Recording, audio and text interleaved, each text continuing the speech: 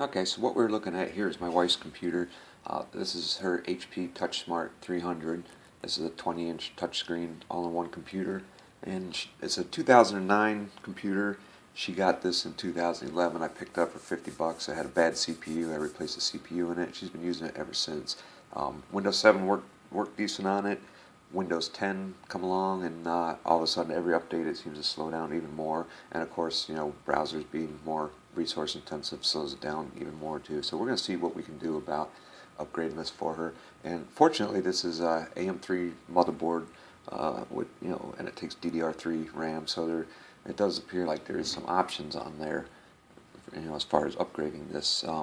Original configuration is the Athlon II X2 235E. It's a 2.7 gigahertz dual core processor, and you know, it's basically you know, just a crappy little dual core. And you know, a lot of things she does on there, you'll find that that thing is up near 100% all the time. And you know, I think we can do better than that. Now, if you look at the processor information, it looks extremely limited on here, and it is. The BIOS on here is extremely limited. There's very few processors that are whitelisted to work in here, so we're going to have to figure out a way around that, because I don't have one of those processors to put in. And memory, original configuration is 4 gigs, and that was the max according to the BIOS. Now, this was pretty misleading to read here.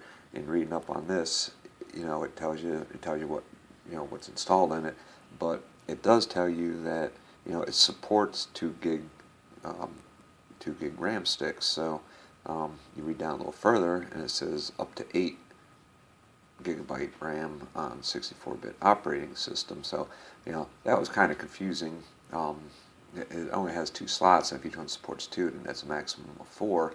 But then you read the note down at the bottom down here, and it tells you that you know, higher modules, you know, may be qualified at a later date, which it was, and then the next BIOS update. So each slot will hold a 4 gig stick now, so you can have a total of 8. As far as graphics goes, it's just a integrated Radeon HD 3200, which is built into the chipset. Shares memory. There's really not much you can do there, you know, as far as the integrated goes, but it does have onboard MXM slot, and we're going to see if we can do something with that later.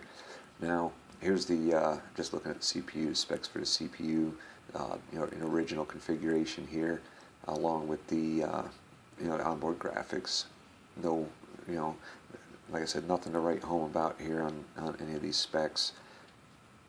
And we're hoping we can get a little bit more out of it. We're also putting an SSD in it, getting rid of the original hard drive, the 3.5-inch platter type hard drive. We're putting an SSD in it. I think that's going to be the biggest improvement here. Here you can see the CPU-Z benchmarks, which are of course low, and of course so would the Cinebench. But I just want to get an idea of what we're going to be able to do when we improve this. So yeah, let's get started on it.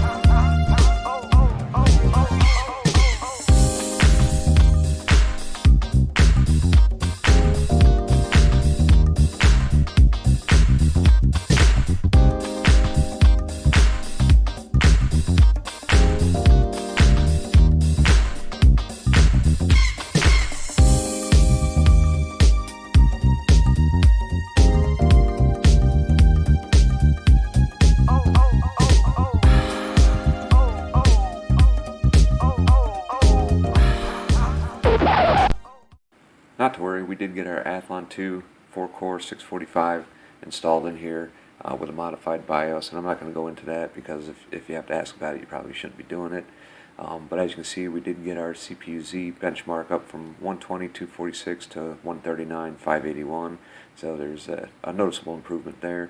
Cinebench, although still a low score, but it's an improvement, 124 to 266, which really isn't that bad. The biggest improvement, though, like I said, was the SSD, and here you can see, we were over a minute before on the regular hard drive, and now with the SSD in there, we got the timer going, and we're going to check our boot time on here until Windows is fully loaded. And like I said, I think this is about the biggest upgrade that anybody can make on their computer. If the computer's slow, it takes a long time to load up, throw an SSD in there, you won't regret it. And there we go, we're fully loaded. That was just over 20 seconds, so that's an amazing difference right there, from just over a minute to just over 20 seconds. Alright, here we're going to take a look at the whole motherboard with all the panels removed in the back. It's got a 250 watt, very small, very proprietary power supply in here. You're going to replace it with the exact same thing if you can find it, if it ever goes. It's got a laptop style fan to cool that, and a laptop style fan also to cool the CPU, which the way it's designed, it does a pretty good job. The CPUs run extremely cool. I haven't tested it yet to find actual temperatures, but I know it's cool. You take off the side panel, on this side here, and you can access your RAM and your CPU cooler. You do have to remove the top plastic cover as well. Here you can see the MXM slot, and we do have a card ordered. We had a HD Radeon 5450 512 meg graphics card coming in. It's a low-end graphics card, but I wanted to get a cheap one just to try it out because I do got to configure some sort of a heat sink for it. And I looked everywhere. I couldn't find a graphics card heatsink for this computer. I don't know how many are out there, but I couldn't find one. So we're going to have to configure some sort of a heatsink. And here you see we got the SSD installed just below the slot loading DVD there. We didn't put the cage, the actual hard drive, bracket in there. We got to drill it out or get a 2.5, 3.5 inch adapter. So right now there's just a piece of foam in there that's sticky on both sides, and it's just holding in there to keep it from flopping around until we get some more work done to this. But yeah, I think it's overall it's a great improvement. It loads faster. CPU handles things much better than it did before. So Windows 10 isn't a problem on here now, and we're going to see what we can do about getting the performance up a little bit more. Like I said, with the upgrade, adding a GPU in the MXM slot there. So we'll report back when we get that done. Alright, now we're just going to go through and put it through some paces of normal usage, just to see how it does here compared to what it was before. I mean, I don't have screen recording of how it worked before, but I know, just from using it and just from seeing her use it, that a lot of things would really just lock up on here. And it does still seem to be, a little bit slow, but it actually runs better than my Core i3 laptop right now, so, that says something. 1080 and 1080p videos on YouTube would, they would hang up, and it was extremely annoying to watch, and as a CPU would just sit at 100%, and so there's a definite improvement on there. Everything just feels much more responsive when you open it up. Even the App Store, you open it up, you can scroll right through, and things just load. You don't have to, scroll down and wait for the images to load. They just load right up. So that's a definite improvement there.